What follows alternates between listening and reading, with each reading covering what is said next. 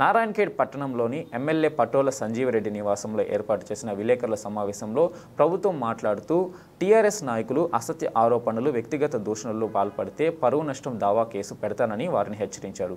రవీందర్ నాయక్ ఒక కౌన్సిలర్గా గెలవలేని అసమర్థుడు, నాపై ఆరోపణలు చేస్తావా? ఎంపీ ఎలక్షన్లలో మీరు టీఆర్ఎస్ పార్టీకి ద్రోహం చేయలేదా అంటూ ఆయన ఆరోపించారు. ముజామిన్ ఎంపీటీసీగా కాంగ్రెస్ పార్టీలో గెలిచి టీఆర్ఎస్లో ఎందుకు వెళ్ళావు? నువ్వు అప్పుడు పార్టీకి ద్రోహం చేయలేదని ఆయన అన్నారు.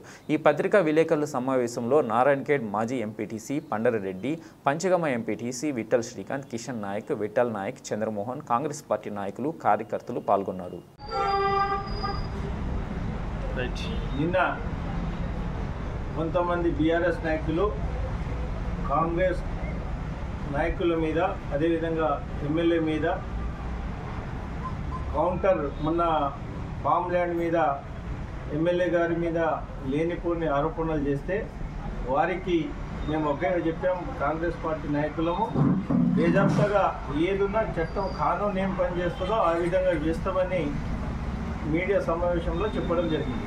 దానికి బదులుగా నిన్న వాళ్ళు కొంతమంది నా మీద, మళ్ళీ ఎమ్మెల్యే గారి మీద, కాంగ్రెస్ పార్టీ నాయకుల మీద విమర్శలు చేయడం మంచిది కాదని తెలియజేస్తూ నిన్న రవీందర్ నాయక్ గారు కాంగ్రెస్ పార్టీ మీద మరియు నా మీద వార్డు మెంబర్ గెలవలేనివాడికి ఇది చేసినాం అది చేసినాం అనడం మంచి పద్ధతి కాదు బిడ్డ. నువ్వు ఏ విధంగా ఉన్నావు, ఏమున్నావో నువ్వు తెలుసుకొని మాట్లాడాలి. నాకు కాదు, మీరు బీఆర్ఎస్ పార్టీలో ఉండి మొన్న శాసనసభ ఎలక్షన్లో బీఆర్ఎస్ పార్టీకి 86,000 ఓట్లు వచ్చింది. కానీ మొన్న ఎంపీ ఎలక్షన్లో బీఆర్ఎస్లో ఉండి బీజేపీకి మీరు ఓటు అమ్ముడిపోయిరా లేదా అనేది సమాజం చూసుకుంటుంది. ఎందుకంటే మొన్న బీఆర్ఎస్కు 28,000 ఓట్లు మాత్రమే వచ్చింది. మేము నారాయణఖేడ్ కాంగ్రెస్ పార్టీ నుండి మేము అందరం కాంగ్రెస్ కార్యకర్తలు అందరం కలిసి గతంలో ఎమ్మెల్యే గారికి సంజీవ్ రెడ్డి గారికి భారీ మెజార్టీతో గెలిపించడం జరిగింది.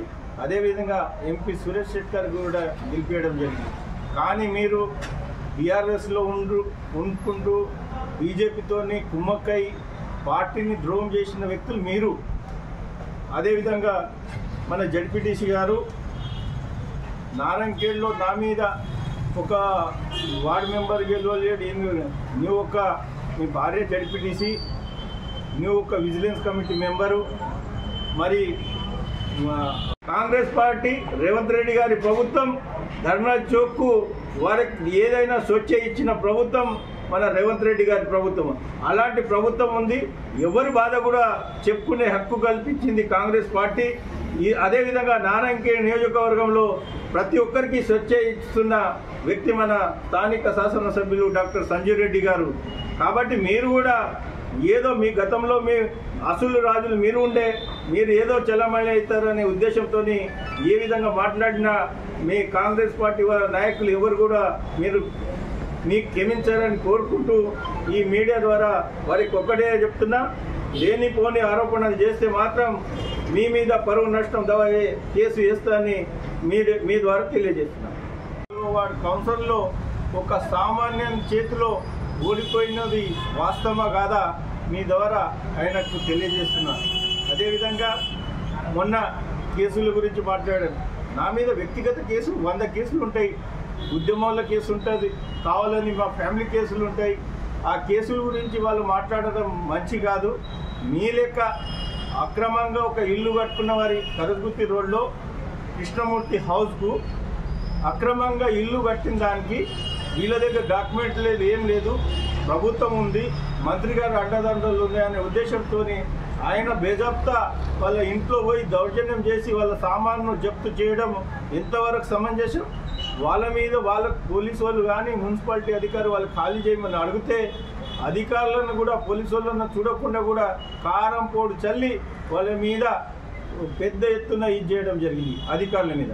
అయితే మీరు దొంగ లెక్క ఆ ఇల్లు ఉండి వాళ్ళకు కబ్జా చేసింది రవీంద్ర నాయక్ చరిత్ర.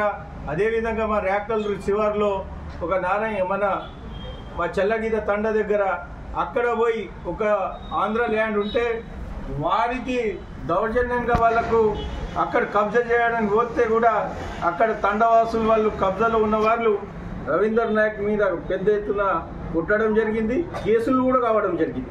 అటువంటి చరిత్ర నీది ఉంది, కానీ నా మీద లేనిపోని ఆరోపణ చేస్తే మాత్రం బాగుంటుందని మీడియా ద్వారా చెప్తున్నా. అదేవిధంగా మన రవీందర్ నాయక్ ఒకటే, నువ్వు ఎక్కడైనా నువ్వు ఇప్పుడే ఒక బీఆర్ఎస్ కార్యకర్త కదా, విజిలెన్స్ కమిటీ మాజీ మెంబరు, మీ భార్య జడ్పీటీసీ కదా, నువ్వు తాలూకాలో ఎక్కడైనా బీఆర్ఎస్ పార్టీ బీఫామ్ మీద సర్పంచ్ కావచ్చు, ఎంపీటీసీ కావచ్చు, జడ్పీటీసీ కావచ్చు, నువ్వు నిలబడు.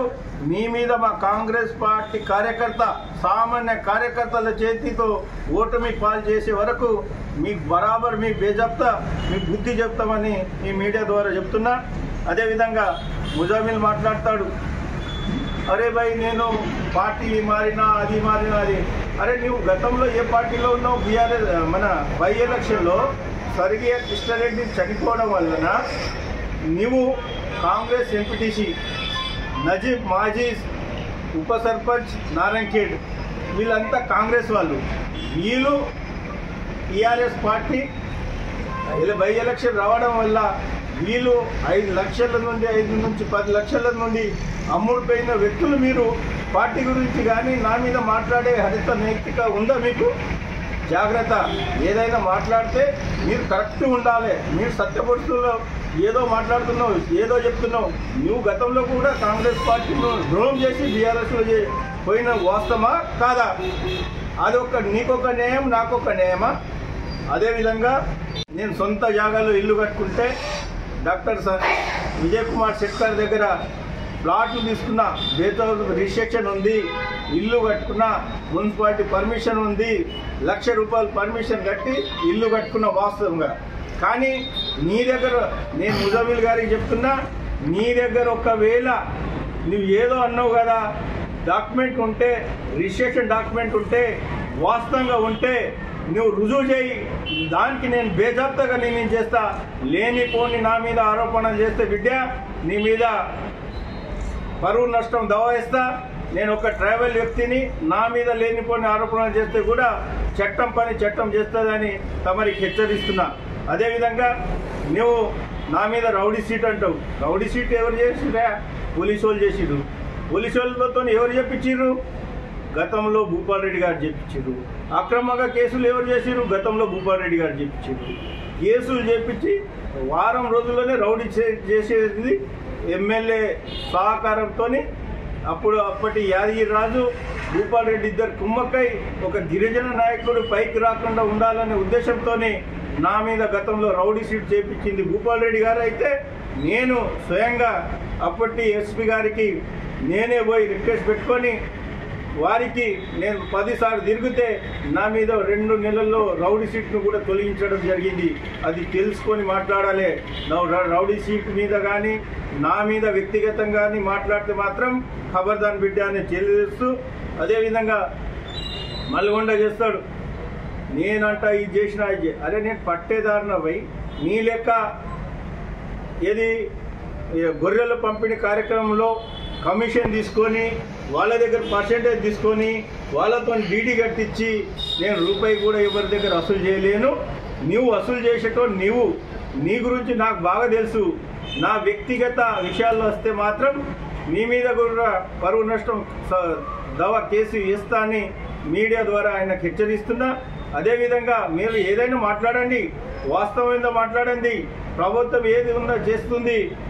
మన డాక్టర్ సంజయ్ రెడ్డి గారు ఎమ్మెల్యే గారు రాగానే పెండింగ్లో ఉన్న కళ్యాణ లక్ష్మిలను 1,050 కళ్యాణ లక్ష్మిలు 100 రోజుల్లో పంచివేయడం జరిగింది.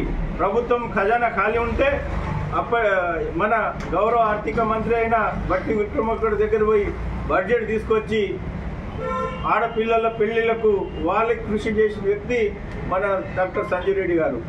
అలాంటి వ్యక్తి మీద ఫామ్ ల్యాండ్ కానీ ఇది కానీ వ్యక్తిగత విమర్శలు చేయకండి. దయచేసి మీకు రిక్వెస్ట్ చేస్తున్నా, మీకు చేతనైతే అభివృద్ధిని సహకరించాలి.